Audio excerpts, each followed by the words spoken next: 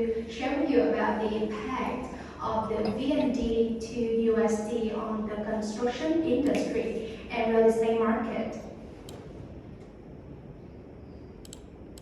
I want to go through 7 main parts, which are the economic relationship between the United States and Vietnam, defining some key terms, the impact on the construction industry in one case study, the impact on the real estate market, and the summary. This series should last for 8 minutes. Should you have any questions, please save them until the end of my presentation. To begin with, it's essential to have a better understanding about the currency market between the United States and Vietnam. According to the World Integrated Trade Solution, in 2021, America was the largest export client of Vietnam with the total export of $2.8 billion and accounted for around 18% of the total export. And during the history, America was the largest of Vietnam export of the furniture, electronic, footwear, clothing, and agriculture. So, have a better understanding about the exchange rate of USD and VND. Alright, to begin with, I would like to talk about the foreign exchange rate between the VND and USD, or Forex.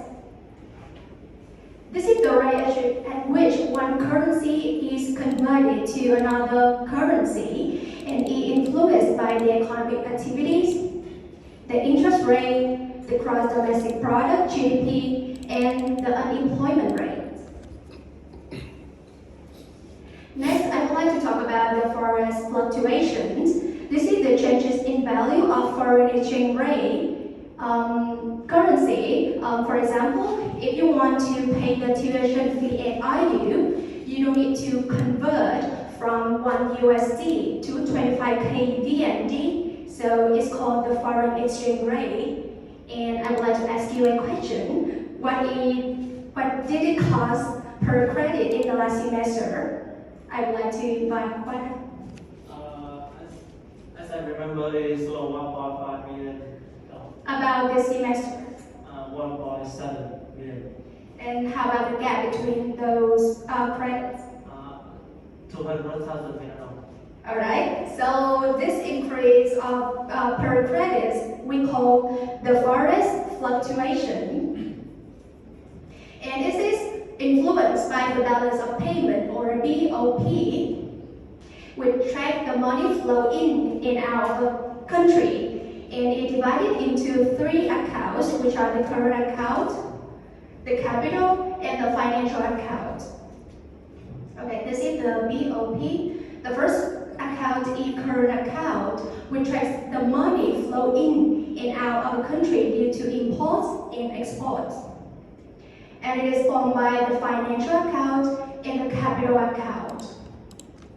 The capital account tracks the money and flow in and out of the country, and the financial account tracks the investment in the reserve assets of the country. So, is it clear about this section, or do you have any questions for me until now? Alright. Next, I would like to talk about the impact on the construction industry.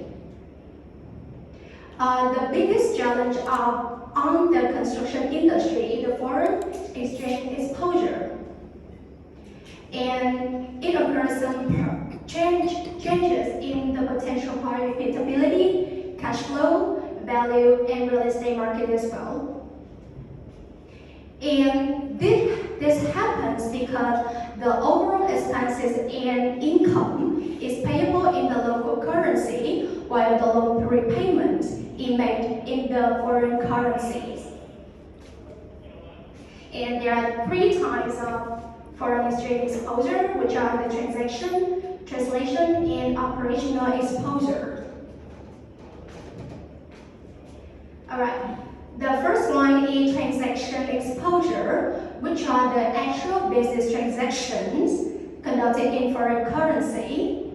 And it arises when we purchasing or selling services and material in foreign currency.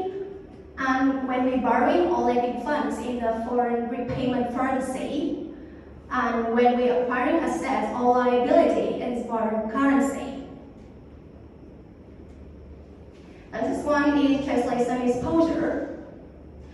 It occurs when branches convert a financial statement into their parent companies, and it's not related to the actual cash flows.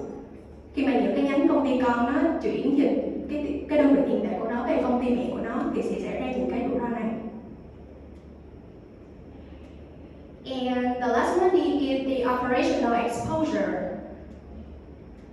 It impacts the long-term impacts on the international earning power of the firm, and it can affect future cash flows, value, contracts, and costs. It also impacts the competitive edge of the international contracts. Alright?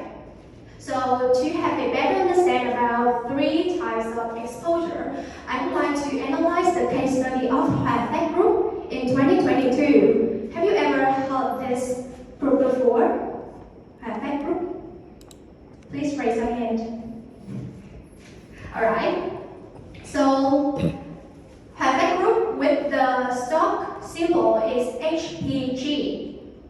Is a Vietnam's leading industrial manufacturing group.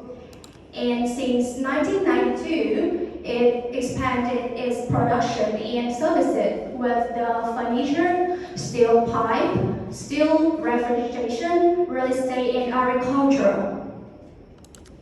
And the problem is, raw materials, it mainly comes from imported, but the primary consumption market is in Vietnam, which is domestic.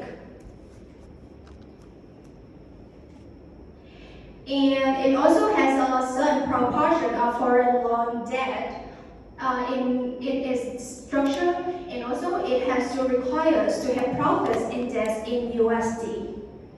So do you have any questions for me until now? Alright. And in 2022, the real estate markets were hot at the beginning, cooled down and froze until by the end of 2022, and it reduced the consumption and revenue of steel.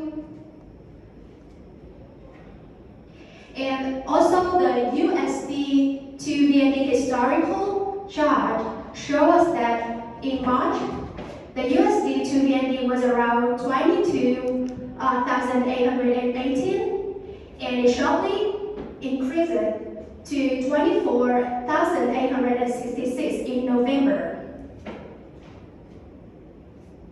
And in summary, 2022 has faced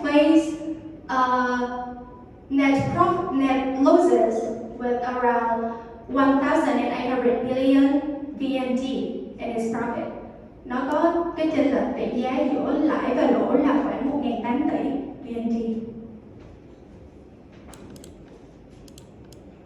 Alright, to solve these challenges, Hafeco adjusted debts to same level, reduced foreign debt from 1.3 billion to 700 million, and reduced the inventory to the lowest in the next 2 years. Alright, so now we talk about the impact on the real estate market with the FDI and the portfolio investment. With the FDI, when the VND depreciation, the USD, it makes the real estate cheaper, and that can attract the foreign investor, and conversely. And the portfolio investment, that the investor can adjust the portfolio investment in a wide variety, like stocks, bonds, and real estate investment trusts.